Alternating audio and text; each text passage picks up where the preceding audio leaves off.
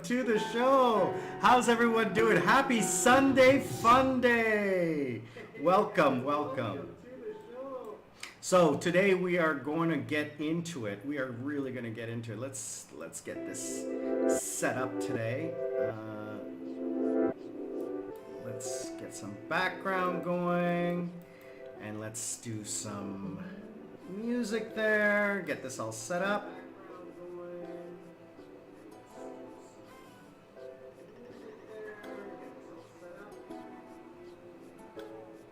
Let's hear how this sounds.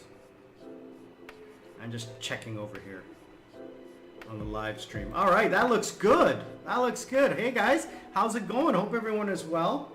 All right, welcome to the show. Sunday Fun Day. Going to talk about medical costs, medical service, medical care here in Sri Lanka, because I just went to the doctor again. Today, and we'll talk about that today. Before we get into that, I want to say thank you again to everyone who's liking, sharing, subscribing. I'm at a loss for words as to how many people are watching the videos. Maybe I'm gonna do a full day live stream, because let me tell you, I'm getting lots of views after the fact on the live stream, and I want to say thank you for everyone who's watching after the fact and commenting. So let's look at some of those comments and likes.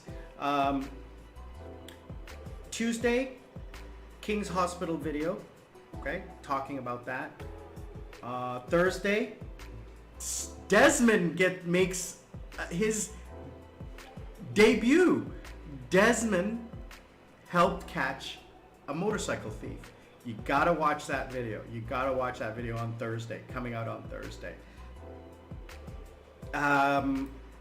Lots of videos coming up next week. Medical tourism, medical shopping, looking at retirement homes for my dad. Checking that out. That's going to be an interesting. Went to a retirement home today to check it out, and it was spectacular, absolutely spectacular. We're going to talk about that as well. So I want to say a thank you to all the new subscribers who joined in the last week. David Roskilly, thank you a lot, brother. Appreciate it. Stephen Young, another new subscriber. Bumblebee, thank you for joining. Kenz, I love that name. Appreciate it. Manoj Kumar Singh, thank you so much, brother, for joining us.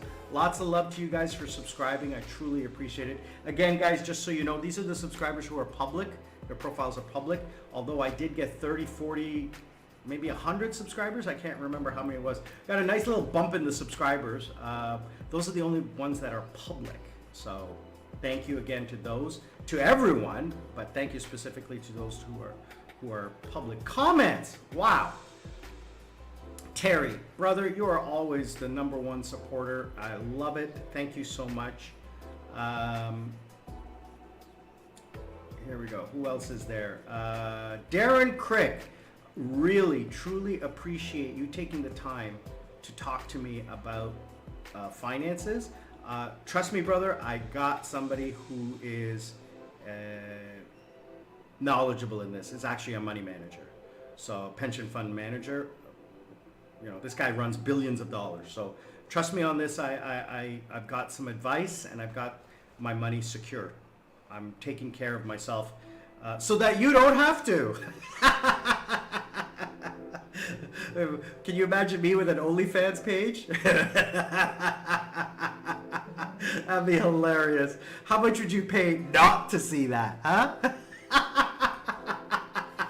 Thanks again, Darren. I truly appreciate the love that you give. You took the time, and that, you know, wow. Taking the time out of your busy day to talk to me, love it. Absolutely love it. Thank you. Let's see here. Yeah, Darren and I had a nice little conversation about that.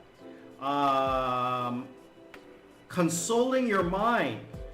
A new subscriber and a new viewer talking about why I will never go back to Canada. And What are the reasons behind it?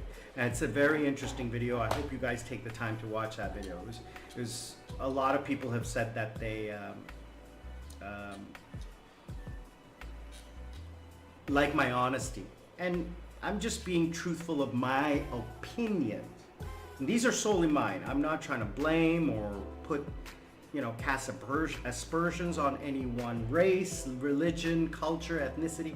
This is just what I see, okay? And I can make that comment, right? Because it's mine to make.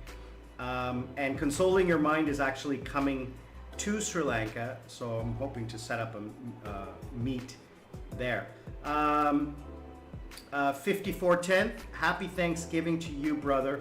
Truly appreciate it. Hope all is well with you and your family. And he was commenting on how cold it was compared to here in Sri Lanka. Kithsir Ithusan liked my video on financial freedom, my retirement dream plan. Really liked it, and I appreciated that. ET5222 really liked Mom's video. Everybody liked Mom's video. Nisanka loved Mom's video, and he's talking about how I passed his house in Barala. Yeah, that's the way I have to go into town every single time. 100% true. What's up, brother? How you doing? Good to see you. Happy Sunday fun day. Nisanka is also talking about how I should speak Sinhalese, but that's going to take a little bit longer. I can speak it, but I can't really have a deep conversation to communicate information. Dastanayaka 2131 likes Mom's video. Everybody's commenting on Mom's video. Amazing storytelling from Terry. BP 6136 talking about an old video I did 6 months ago in cost of living in Philippines, in Subic Bay, about my internet speed. So yeah, a lot of people commenting on Mom's video. Mom is going to do a lot more videos, trust me on that. We're going to get her out there. 100% true. How come I didn't succeed as a promoter? I did succeed. I was quite successful, and I was invited back to being a promoter. I don't want to use the word promoter. I was a VIP host. It's different than a promoter. It includes the same work as a promoter, but I was paid a salary. So I wasn't paid a commission. Promoters are paid a commission. They're paid on how many people they bring in. Okay? My job, I was paid a salary, quite a substantial salary. Okay? And whether I brought one person or a million people, my job was solely up to me. I was not given any direction. I was not given any resources. I wasn't given anything. It was my job to be the face of the club. When you thought of B1, you thought of me. That's basically what it was. So if you go back in some of my videos from pre-COVID or just as COVID started, the reason what happened was, and this is a great question, but I didn't grow tired of it.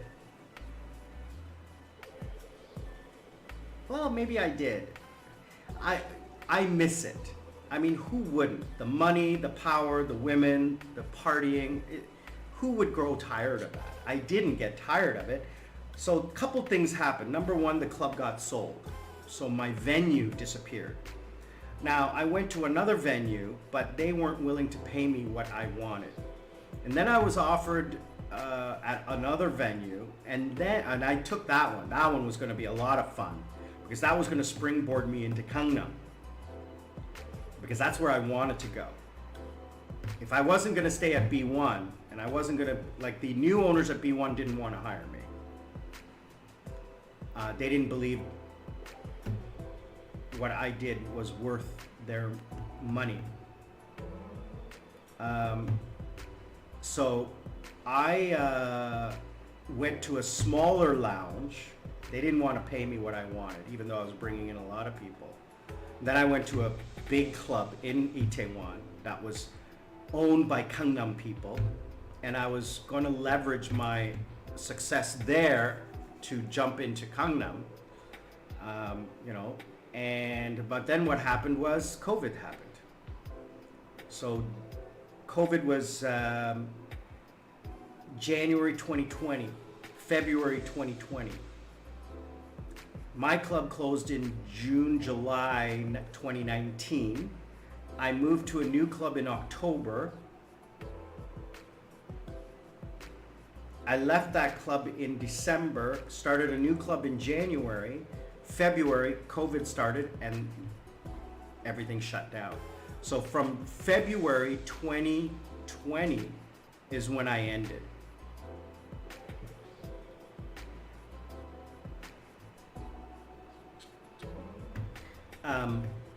I'm reading your questions. I want to get to your questions after I answer the first one. Why did I get tired of it? So when COVID ended in 2022, and just before I left Korea, 2021, 2022, I was invited to a couple of clubs in Gangnam. But what had happened was that, you know, I'm getting text messages all the time from people. Where do I go? What do I do? How do I? And I had seen those you know, it had dropped off because I told everybody I wasn't working anymore. I wasn't at anywhere. I still had all the contacts and I could redevelop that, okay? So your next question, what does it take? Well, it takes a lot of work. It's not just, okay, it can be easy and it can be hard. If you're popular, like I was, people will call you. So what it takes is a large database of people who know who you are, who come to you as a trusted resource. So like a doctor, you know, people know, and word of mouth on how to be, this is the guy, right? I have tons of videos about it, go back to my first videos, how I became a VIP host, what it takes to be a VIP host, how to be successful. You know, I have a huge collection of videos about that, and what it takes is a lot of work if you want to succeed. So Friday, Saturday, I don't put people on a guest list. They don't call the club or email or get on a guest list. How you get on the guest list is you have to text me and show up at the door. Your name's not on any list. You have to contact me personally for me to escort you in. That does two things. Number one, it keeps a physical connection, personal connection between me and the people who are coming to the club. That's the first step. The second step is I know who came. I know who came and who didn't come. Because people will put their names on a guest list and then never show up. I hate that. Okay? That's just using me. Now, if you show up, I make a big deal of it. Hey, how's it going? Thank you for coming. Everybody sees that you are a VIP. Come on in, let's go. And it's even better if you are with new guests, new friends. And I make you look like the big shot.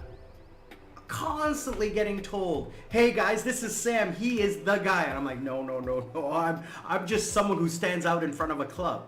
If you didn't come, I'd be nobody. And it's true. If you didn't choose to come to my club and spend your money in my club, I would be nobody, right? So that's how I treat them. I actually treat them well. And it's all about ego. To the guys, I make them feel great. To the girls, I get them drinks and make sure they have a fun time. So I have a unlimited drink tab, so I get people drinks and stuff like that. And they don't line up and they don't pay cover. Then I have my VIPs, VVIPs. Those are people who are spending a lot of money. So I will get a text message from one of my senior VIPs, and this guy's from Dubai, and he'll text me 5 minutes before he comes. Immediately, I clear his table and get his bottle ready. I have a radio, so I call or text whoever I need to, either the manager or the head bartender, and get that taken care of. So the table is cleared. Doesn't matter who's sitting there, they're out. His table is cleared. The owner is notified if he's in the house that this guy's coming. All the security is notified. They know who he is. His table is cleared. His bottle is prepared. And one of the staff is brought outside to drive his car. He comes, stops his car right there in front of the club, gets out. I greet him. His keys are passed. His car is taken away and parked. One security is assigned to him to make sure nobody bothers him. He's not famous or anything. He just spends a lot of money. Probably he'll spend about $5,000 in one night and not drink. He doesn't drink a lot. He just spends a lot. His entourage is maybe 2 or 3 people. That's it. So we go downstairs. At this point, the door is closed. Nobody is going in, nobody's going out. So that he just walks straight in. No ID check, no nothing. Just, he walks in as if it's his house. That's what is afforded this level of spending, okay? Where he doesn't have to think of anything. Walks inside, security is there, straight to his table, his bottle's there, his entourage is taken care of. If the owner is there or the GM, they all come and greet him because he knows everybody, and that's taken care of. So, I'll spend some time with him, and then back I am to the front door. Even, I'll come down and hang out with him and drink with him and party with him, and et cetera, et cetera.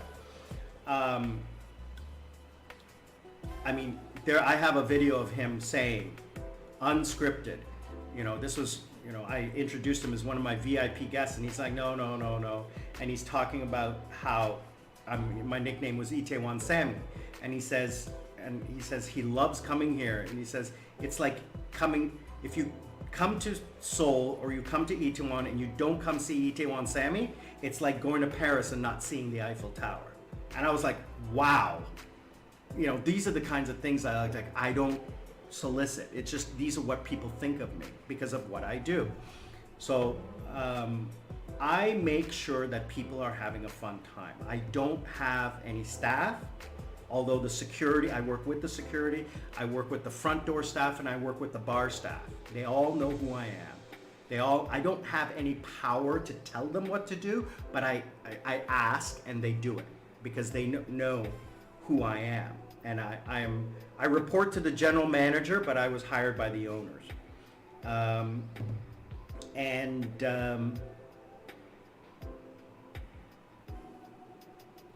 can't give away a bottle of liquor. I can't do that. But if I ask the GM, he'll authorize it depending on a certain situation.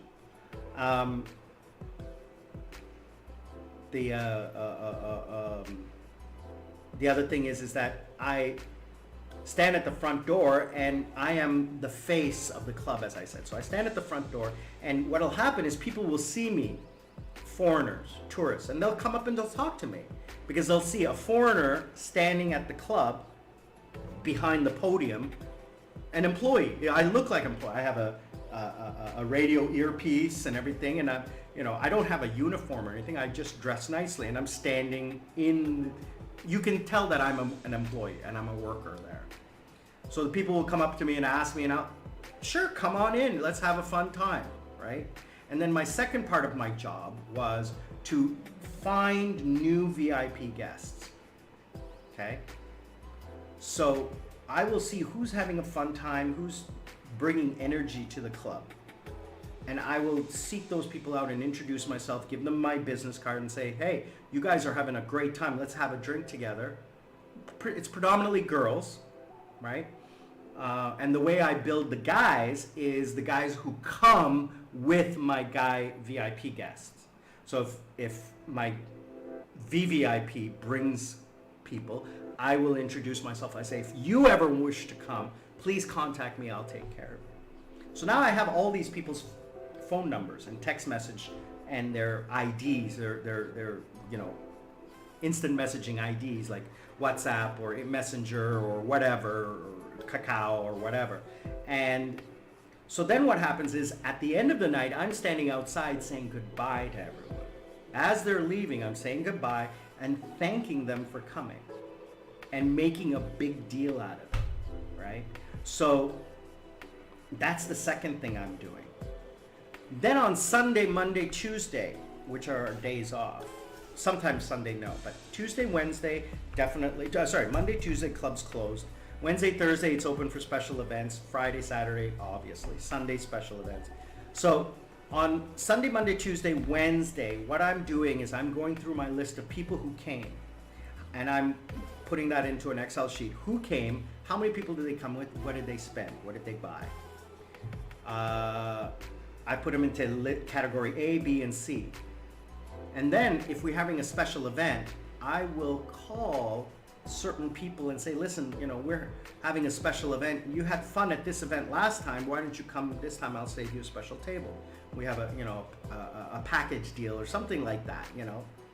So I'm marketing to the guys who spend money, right? And to, you know, the pretty girls, I'll give them a quick text message. By the way, special event going this weekend. You gotta get to the club before 11 o'clock, right? Those are the kinds of things that I do during the week to get the weekend ready. But when the weekend comes, you know, you're text messaging me. And I have this one thing, you know, 10 things not to do with a VIP host. You gotta watch that video. You know, don't call me and say, hey Sam, what's up? What's up is I'm busy, I'm working at the club, you know. Get to the point, do you want to come or not come? Oh, well, you know, what's going on? Well, what's going on is my club. I don't know. I don't go to other clubs because I'm working. Well, you know, don't play me against another club. Well, this other club offered me a table at a discount, and can you take care of me like that? No, go to that club. Go get their discount. We don't have to do a discount, you know. Those are the VIP guests that I don't like, you know, that try to, you know, nickel and dime, but you have to deal with it, right? Competition, no, because my club was the biggest club, so there is no competition. You know, I have pictures of going around my club and picking up off the floor the wristbands from all the other clubs or the cards that they give away. You know, free drink, free entry, free tequila, this, that, and the other thing. And when you find wristbands in my club of other clubs, meaning that the people who came to my club aren't going back to the other club. In Korea, it's not like the West where when you leave, you can't come back. No, you can come back as many times as long as you got the wristband, as long as we haven't exceeded the fire code limit. So yeah, people jump from place to place to place. So yeah, when I find wristbands of other clubs in my club, I know that they've decided to stay here and not going anywhere else. When I find the free drink tickets, we don't have to do that. You know, we had a $20 entry fee, 20,000 won, which is about $20 entry fee, and you get one free drink with that. Girls free before 10 p.m. And the club doesn't even get going until midnight, right? Clubs in my club was open till 7 a.m. We don't have a liquor cutoff, so it goes all night. So there was no real competition, but you know, I was on average 15 to 20% of the people inside the club at any one time were my guests. So 200 to 300 people a night is what I was bringing in. So I was making money for the club, and there was a name. There was a positive image of the club. That was the other thing. Do I still talk to those guests? Yes, yes. Although I don't live in Korea anymore, and my one friend from Dubai, I have spoken to him on messaging service, and he was asking if I'm still in Korea and what my plan is and stuff like that. And I said, oh no, I'm here. And I said, he says, well, if you're ever coming to Dubai, let me know. We'll meet up and hang out, and I'll take care of you, blah, blah, blah. Of course. Absolutely. You guys have seen Princess Jasmine with me in Philippines and in Thailand last year. She's one of my VIP guests. She was originally one of my VIP guests from about 8 years ago. And she's been my friend ever since. Heymin and Heijin, again, VIP guests. of mine. Anuj was a VIP. Yeah, I'm pretty sure he was a VIP guest that we became good friends. Tim, King Ricks, you guys, I met him originally 10 years ago. He was entourage of one of my VIP guests. So that's how I met him and became friends. And you guys are gonna meet my new friend, not my new friend, you're gonna meet someone in February who is coming to Thailand to meet me. She was one of my original VIP guests, I'm gonna say 10 years ago. And I've known her for so long. So she's coming to Thailand. So I have two groups of friends coming to Thailand. The first week is 3 girls, 2 of which I know. And then the last week is Princess Jasmine is coming with another female friend. In between that, another friend of mine who I knew 14 years ago, who got married and is now working in Thailand as for an NGO, is married, is going to come and meet me for the weekend with her husband, and it's his birthday, so we're going to party. Well, here's a good question. The answer is yes and no. Let's start. The answer is no. I'm working. I'm not there to find a girlfriend or whatever. I'm working. The answer is yes, because I did meet. I'm gonna say one. I did date a few of my guests, but it was not directly at the club. So, Sungmi, she is now a DJ. I met her outside my club. I was walking home, going to another venue, and I bumped into her outside. And I had seen her in the club. And I was talking to her, and there's Mom. Mom, say hi. Hi. Say like and subscribe. Like and subscribe. There you go. Okay, now get out. I'm live streaming on YouTube. So,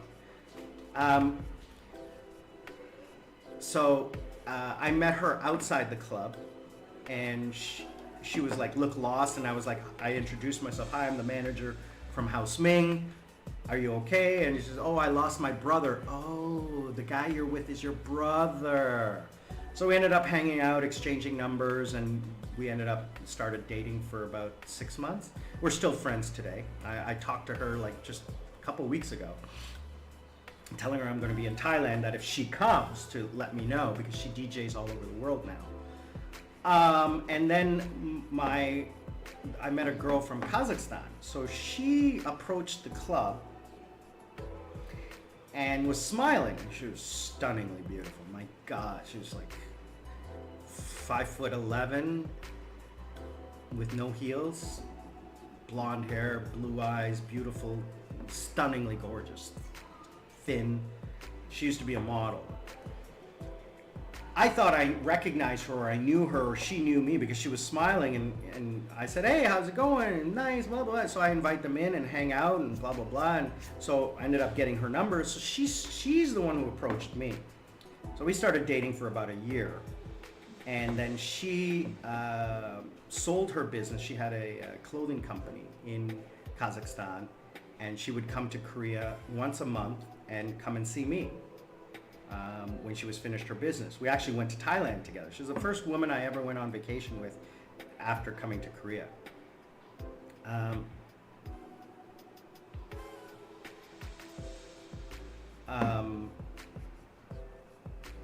Then she sold her business, moved to Italy. I can't remember now, it's got to be at least 4 or 5 years ago.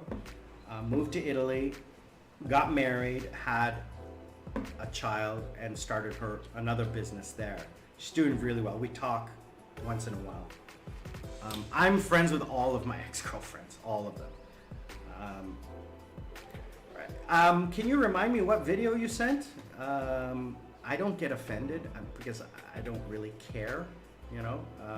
So I'm not sure which video you're talking about. So just remind me of that, and I'll comment on that.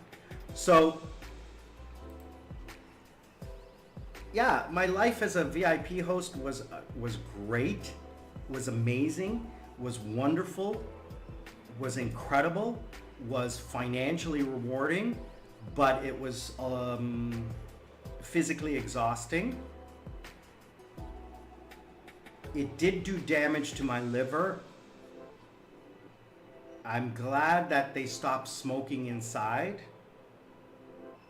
but that took many years.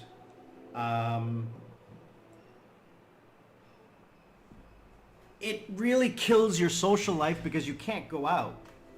I can't go out and do anything because I'm working. You know, like Friday, I work during the day. Then Friday night, I'm working all night. So then Saturday, I got to sleep all day because I got to catch up on the sleep from Friday night and to be ready for Saturday night. And then Sunday, I'm sleeping all day and getting ready to go to work on Monday because I worked a full-time job Monday to Friday. Well, it damaged my liver because I drank a lot. Now, I never got drunk because I was very careful. I'm very responsible, and that's one of the things that my boss liked about me is because I was more mature than a 20-year-old or a 30-year-old. I mean, when I was a VIP host, I was 50 years old. 50 years old. From, 45 to 50. I started when I was maybe 42, 43. And when I was 52 is when I finished. I drank a lot, but I drank responsibly. One drink, one bottle of water. One full bottle of water I would chug. And I always drank, when I ordered drinks, I would always drink premium, which doesn't give you that much of a hangover. It's the cheap alcohol that gives you a hangover with the lots of sugar. And when you drink rum coke, I drank gin and tonic or premium tequila, straight shot. Nothing with any sugar, right? So when I went for my physical, my cholesterol was ridiculously high. And my liver had some damage to it. So that's why I quit drinking, number one. And number two, it's just not good for you. It's just not, I don't enjoy it. I did it because they're buying me drinks. And of course, I'm gonna order the most expensive drink that they have, right? Because these guys are buying me drinks, so I'm not gonna buy something cheap, right? I don't regret starting late because I actually didn't. I actually did this job when I was 14, 15 years old. I had a DJ company when I was 14, 15 years old. And we would throw parties and have, huge events. And then I worked in radio and television. I worked for the Canadian version of of MTV. I was on the radio. I was on, you have to remember this is the 80s and 90s. So radio was a big thing back then. And I used to be friends with the top DJs in Canada. And then I got into the clubs, and I was at the biggest clubs in Canada. And they didn't really have party promoters or things back then. They had party crews who would hold their own events in halls or factories or warehouses or things like that. This is the start of the rave culture back then. So my job was, I was a VIP host. I remember being approached by Charles Caboth at the Government nightclub in Toronto, which was the largest nightclub in North America, 5,000 people. And he saw that I was showing up with an entourage of 5 or 6 good-looking women every weekend. He saw that, And just like I see people who I want to bring into my club, he saw me as the guy, right? So he wanted to know who I was, and he gave me his card and said, come and meet me during the week, let's have lunch. And we talked, and he said, listen, I want you to come. I'll give you a table. You bring your girlfriends and everyone, and make sure you have a good time. And just keep bringing new people every weekend. This is not the same ones, but different ones every weekend. I said, no problem, right? And then after I started showing, you know, that I could do it, I said, now you got to pay me for it. And he said, no problem, no problem. And then I was at Circa, which was another large venue in Toronto as well, before I moved away from the city and got married. And then when I divorced, I got back into the club, but I was only in Canada for a year before I left after I got divorced. No, 100% no.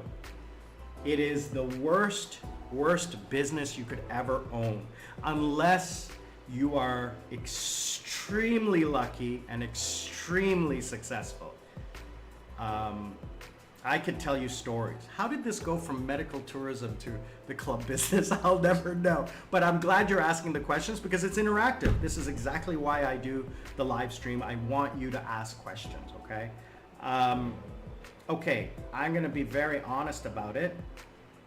From a business perspective, the alcohol business is a very low margin because the government knows you're selling alcohol, so they tax you.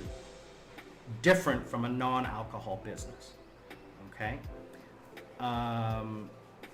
What up, Buttercup? What's that? What is that? Mom's here. What are you doing? What are these? Christmas cards? Why do you keep things from 50 years ago? December 1995? And Why do you have this? Who gave you that? This Who is gave it? this is me to you. To remember that. And Yeah, Merry Christmas and Happy New Year from December 1995. My mother keeps these old Christmas cards. Why are you doing this? From my brother and you to my dad at Christmas time. Jesus, no. Why do you hold on to these things? These are the things I'm gonna have to throw away when you go through the house and find all these old things. Throw them away. I don't want them. What's this? all pictures, photographs. Photographs from high school. Some of them. Let's see, guys. Let's do an unboxing live.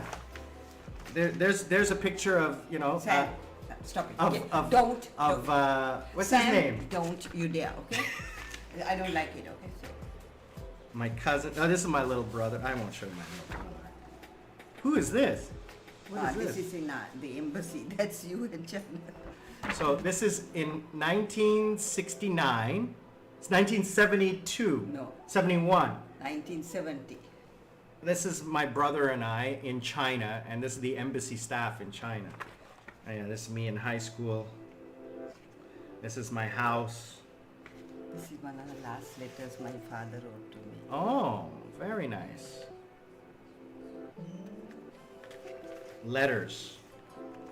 This, I remember taking this picture. This was my puppy. We took a picture years later of him standing with his paws on the floor and on top. He became a huge dog. Oh, these are great pictures. These are all like high school pictures and stuff like that. Your wedding. I have enough pictures of your wedding. Chana's graduation. My brother's high school what is this? That's one of my office friends. That's it. Yeah, this is all just like family. Oh, there's pictures from China. That's an old one. Wow. Who's this? Oh, that is That's Dad. and Auntie Ira and her father, and I think this is Auntie Amita and somebody else. Who's this? I think it's their father. Oh, this is my dad. Like, this picture is probably About 40 or 50 years old. About 70? 65. 65 years old, this picture. My Maybe. gosh. Yeah. That's nice. It's good to see with a mom that keeps all these old things.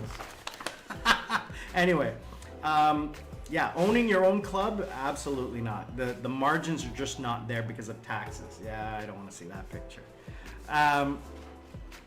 The margins are just not there, and the problem with a club is it can only make money 2 nights a week, Friday and Saturday. The rest of the time it's sitting empty, unless you can leverage it, unless you are a popular venue that you can open it up. If you try to make a restaurant out of it, then you have another headache with, you know, food and everything like that. Margins in the entertainment business are like this. So there's not a lot of money to be made. And how you make your money is by reputation. That's why they hired me. And that's why I was very careful with my relationships. I didn't want to be looked at as like a playboy or anything like that. So I was very careful. I always went home by myself. Everybody saw that I went home by myself. Number 2, I never got sloppy drunk. I was always careful.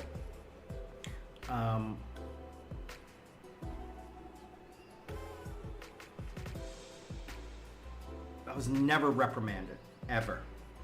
I never did anything wrong because I was always professional. So, yeah. The other reason that you don't want to open a club is because I don't want to say this about everyone, but I'll say this about 90% of the clubs that I have worked for were laundering money. 100%.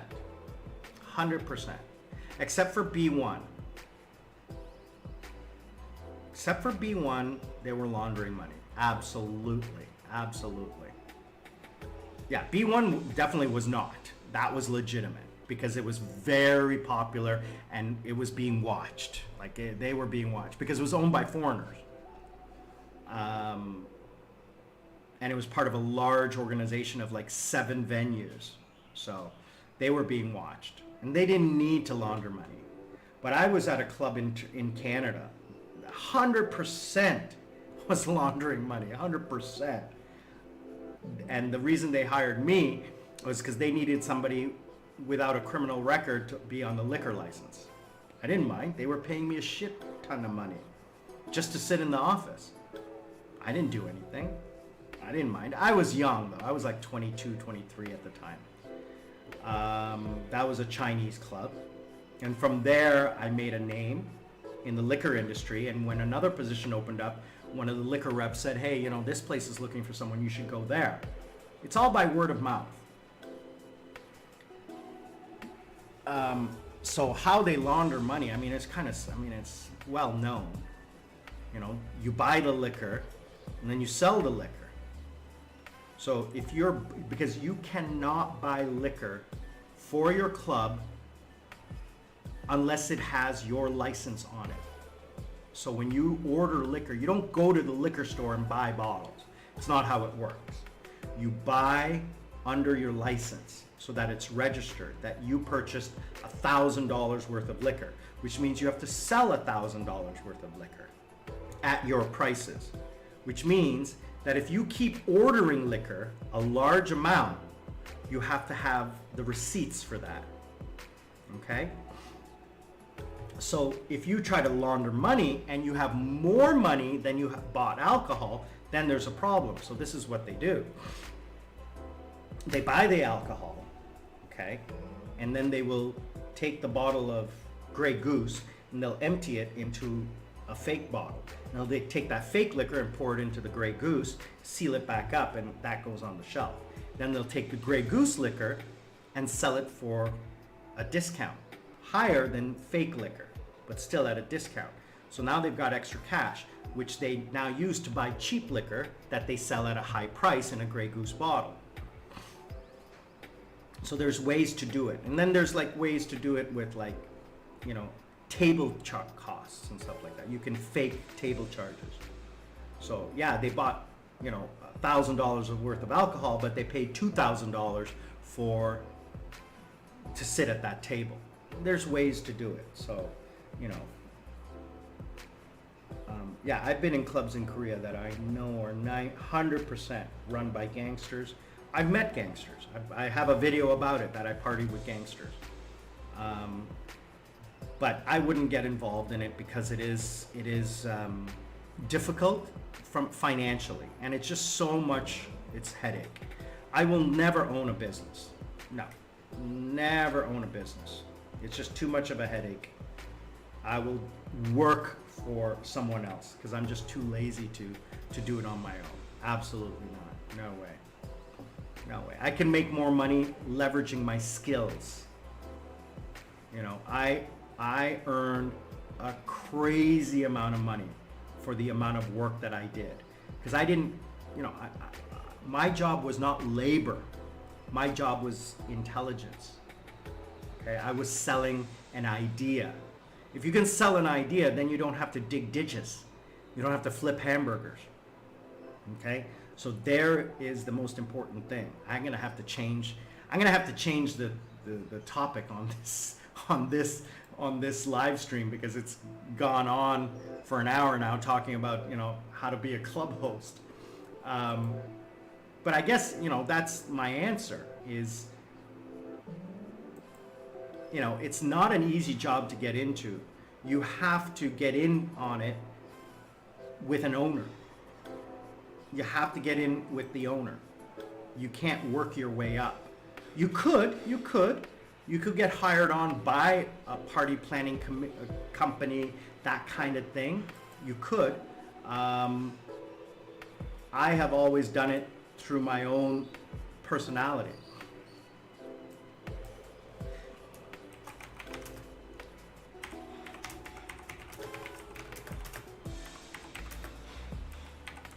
Yeah, so I'm changing the topic here.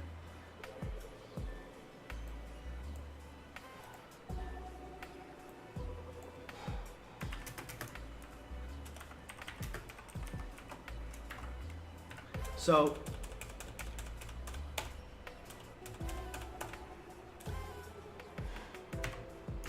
what do you mean by develop their imagination?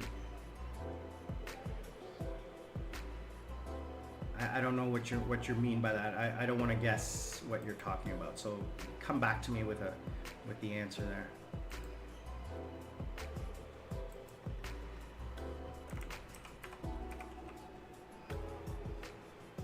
These are great questions.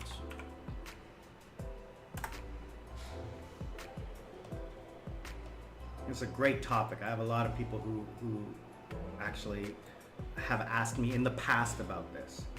It's not easy, trust me on that.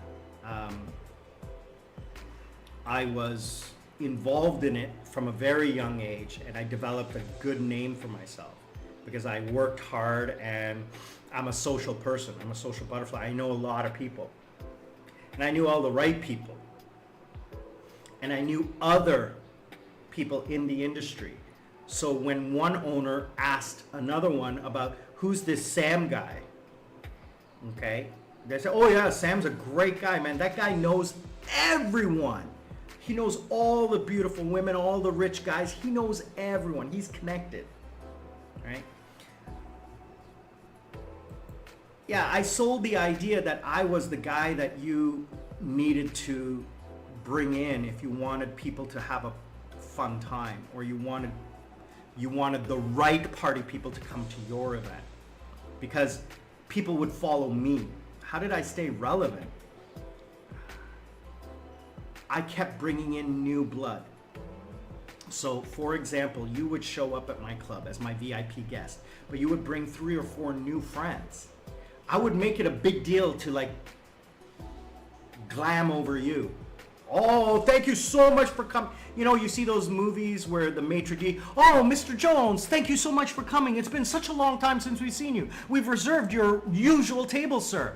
And then everybody's like, wow, the maitre d' knows you personally by name. I do that, right? And then I will go to the new friends and say, listen, it's nice to meet you. I'm glad. Did you guys have a good time? I'm glad. Please, here's my card. If you wish to come anytime, just call me. So now I have a new VIP guest.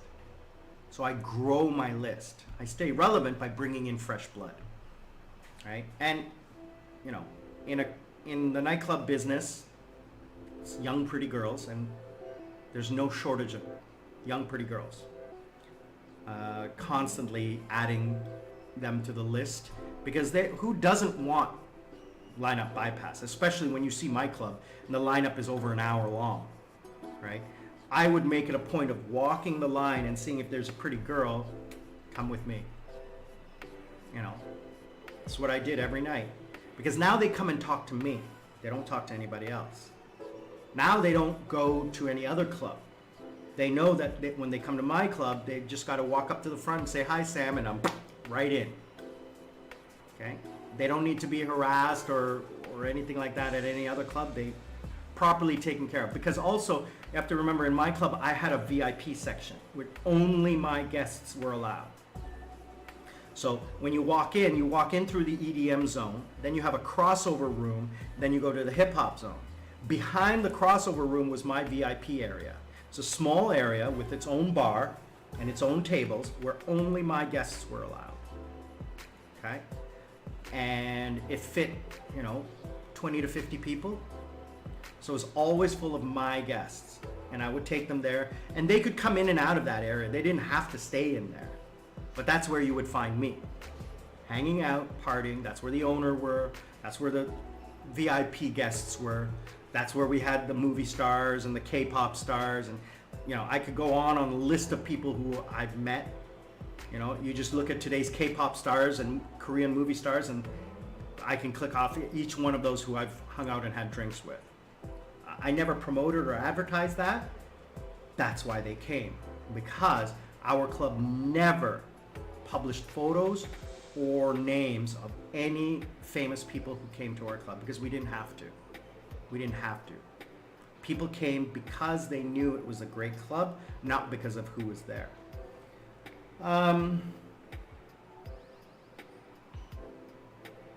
I did that job for, I'm gonna say, in Korea, I did it for about 8 years.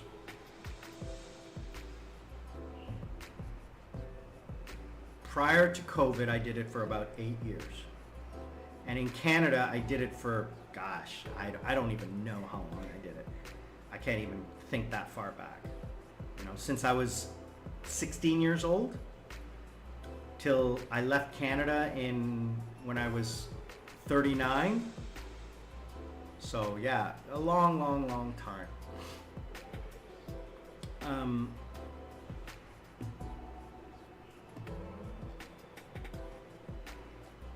What else?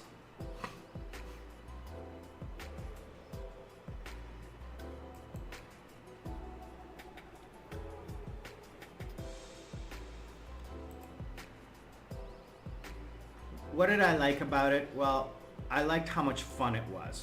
I liked the fact that I always got to go out and party. My entertainment costs dropped to zero. I got invited to so many events and parties that didn't happen on a Friday or Saturday that I went to, which were great. I love that, being invited to grand openings and parties, and I dated beautiful people. I knew so many great people. You just, you look at, where are we here? This photo is from 6 years ago today on my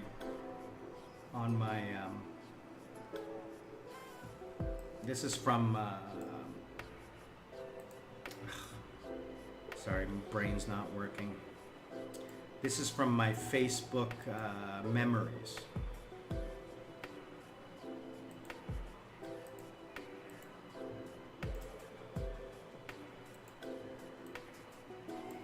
So this was at my club, House Ming. And this is Bora. She's a good friend of mine. And she is actually now a very famous DJ in New York. And this is my friend Yui. And I can't remember, his name is Daniel. He was the GM at another club that I was actually looking at going to before I went. House Ming was the club that I worked at before I worked at B1. And these are all from one of my first clubs, House Ming. And this is Phil Lampert. Phil was a super VIP. That guy spent money and he knew everyone. Oh yeah, and here, this was my first one of my girlfriends. She's a DJ now, and we were invited to a VIP party on a Wednesday night at Seoul Dragon City. So this was the GM at Dragon City, and we were invited to this grand opening party, which was an amazing event. So I took her, and we went to this, and it was spectacular.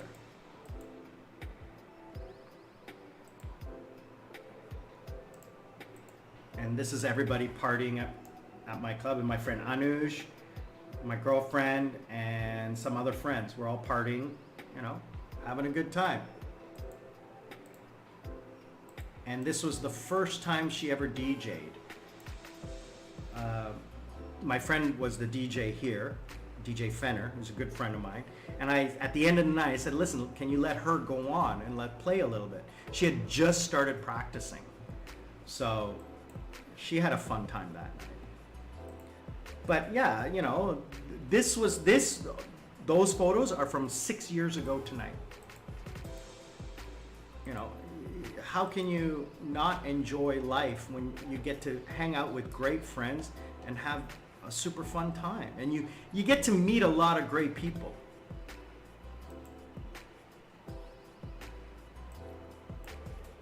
This is my club. Sorry, not club, my lounge. So I met that night, it looks like I met people from Singapore, Austria, and India. So this was the lounge that I first worked at was, you know, smaller. But you can see it's quite busy. Oh, sorry, I'm not sharing that. Sorry about that. Let me share that.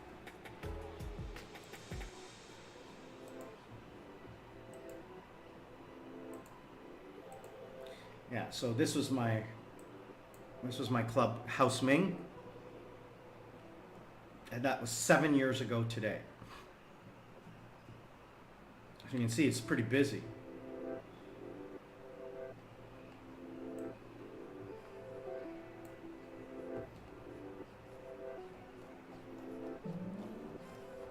And the other picture I have, I've got invited to a dinner with another friend 7, 8 years ago.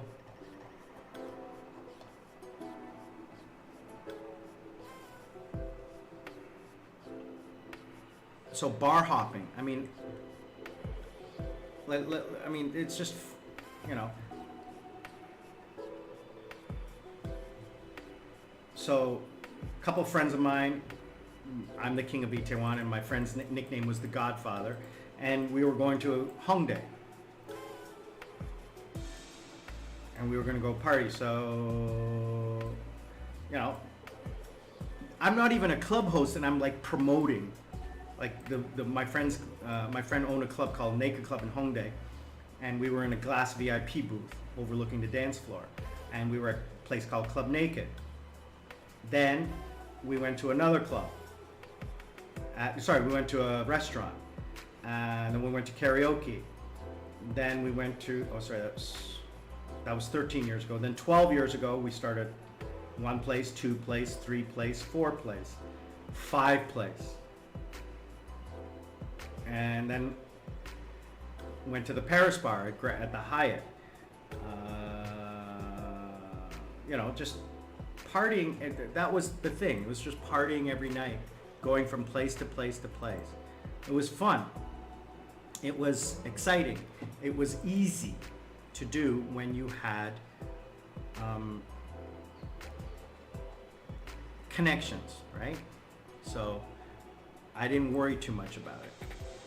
I got invited to go out. I got treated like a VIP when I did go out.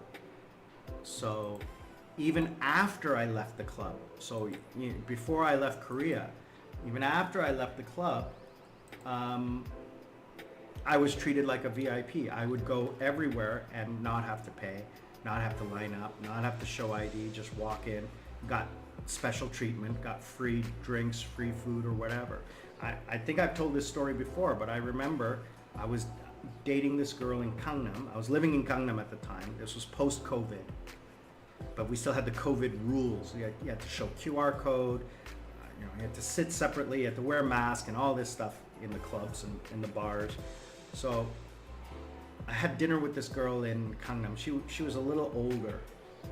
She was in her 30s.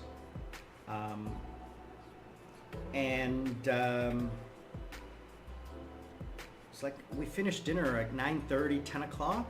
And I said, listen, it's still early. Do you want to go for some drinks? She said, sure. I said, let's go to Itaewon. Now, she didn't know my past. She didn't know who I was. We had met through another friend, another casual friend of mine. So that's how we went out. And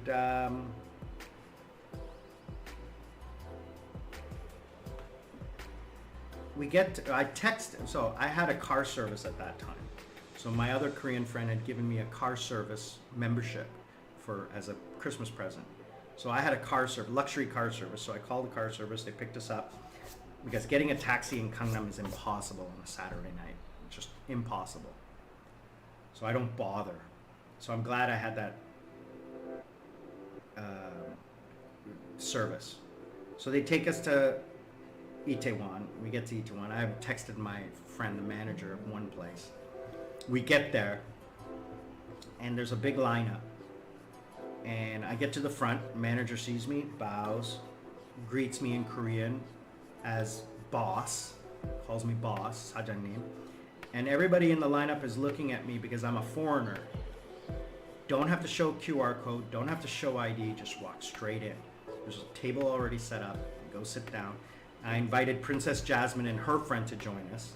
So they show up. Again, just walk straight in. No lineup or anything like that. We got some free food. I bought a bottle of champagne. We drank. And then the girls wanted to go someplace where they could dance a little, because dancing wasn't really allowed, but they wanted like more open space. In those days you had to like sit. There was no dancing allowed because of COVID. But there were a few places that allowed kind of like, to move around type of thing. So we went to the next place, and I texted the manager there, and he says, yeah, sure, come on over, I'll be at the door. While we're walking, two people come up to me and say, hi Sam, how are you? Nice to see you. What are you doing? Where are you working? What's going on? And I'm like, oh yeah, I'm not working, I'm taking some time off, and blah, blah, blah.